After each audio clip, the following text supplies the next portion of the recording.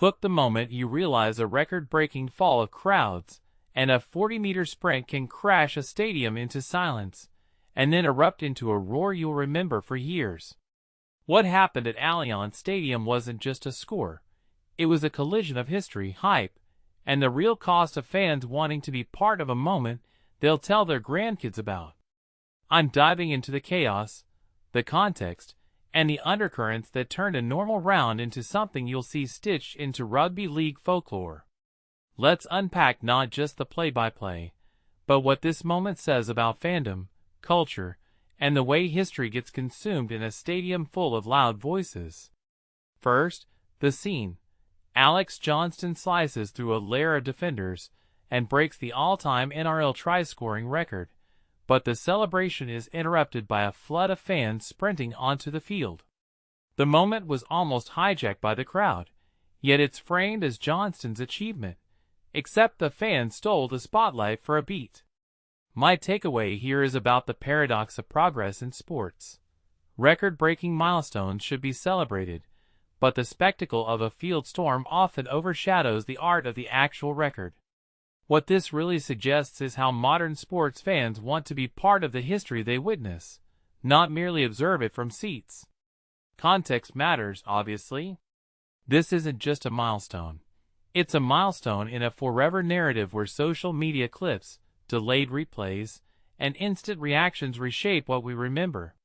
In my opinion, the live moment is compressed into a viral slice, and the physical space, Allianz Stadium, becomes a temporary stage for a shared memory. Personally, I think the decision-makers, crowd control, security, governance, are in a tug-of-war between preserving tradition and accommodating the electric impulse of a fan base that wants to claim glory alongside their heroes. Now, let's break down the game's deeper arcs, starting with Johnston's moment. Latrell Mitchell delivers the assist, Johnston going 40 meters to the line. It's a moment that screams history to fans who've tracked the arc of his career. What makes this really interesting is how a single play can be both a personal triumph and a spark that redefines a match's emotional tempo. From my perspective, this moment underscores how individual genius can exist inside a team framework and still catalyze a crowd reaction that becomes a communal event. The record is a long arc made of countless runs. Johnston is both beneficiary and symbol of a long-running narrative about consistency, longevity, and the grind behind the glory. But the Roosters weren't there to be part of a celebration. They were there to win. The 8-point margin after Mitchell's conversion shows a balance between awe and competition. One thing that immediately stands out is the way teams respond to a moment. The Roosters convert the energy into a strategic reset, reasserting control. In my opinion, the real story isn't just the record. It's how a team channels a fan moment into a tactical advantage that compounds pressure on the opposition. If you take a step back and think about it, momentum in rugby league often rides the crest of a crowd. This clash between spectacle and sport is where the sports drama lives. On the field, there are standout plays that shift the game's posture.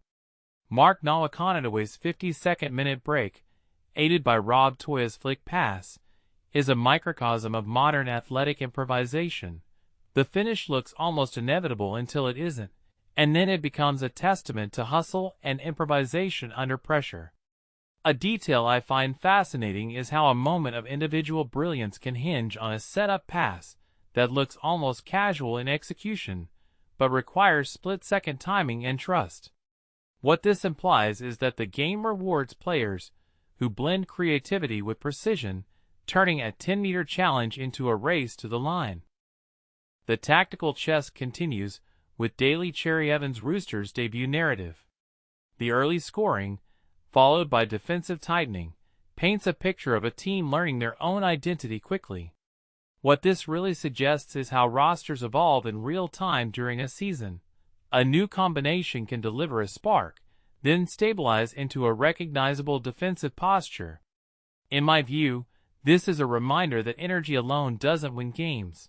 Alignment and structure, even early in a campaign, matter just as much as individual moments of genius.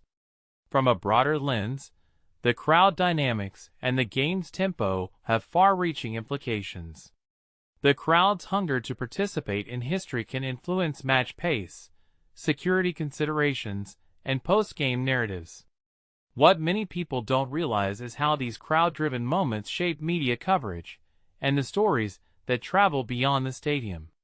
If you step back, the episode illustrates a culture shift. Sports as a shared ritual where fans want to be co-authors of history, not merely spectators of it. Let's talk the aftershocks. The Roosters' first win of the season lands alongside a dramatic finish and a reminder that seasons are long, and early momentum can be fragile. The closing minutes, Tedesco's late try sealing the deal, demonstrate how finish lines in rugby league are often delayed, with pressure mounting until the very last whistle. From my angle, the ending isn't just about a scoreline. It's about how teams manage fatigue, momentum, and morale in the final acts of a game that's already delivered plenty of drama. So what does this tell us about rugby league and modern sports culture? It reveals a sport that remains relentlessly physical, emotionally layered, and deeply social.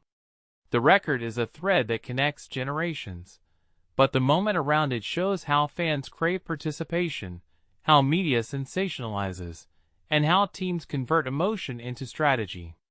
What this really suggests is that sports are living stories. Our memories are structured by the moments we choose to highlight, and those moments are as much about the crowd as the players. Closing thought. History in sport isn't a neat line from start to finish. It's a collage stitched together by stand-up plays, crowd energy, and the unpredictable spark that turns a normal night into a legendary one. The next time you watch a milestone unfold, ask yourself what you're really witnessing: a personal achievement, a team's evolution, or a cultural moment that redefines what great actually feels like for the people in the stands and on the screen. What moment in your life would you storm the field to claim as yours if you could?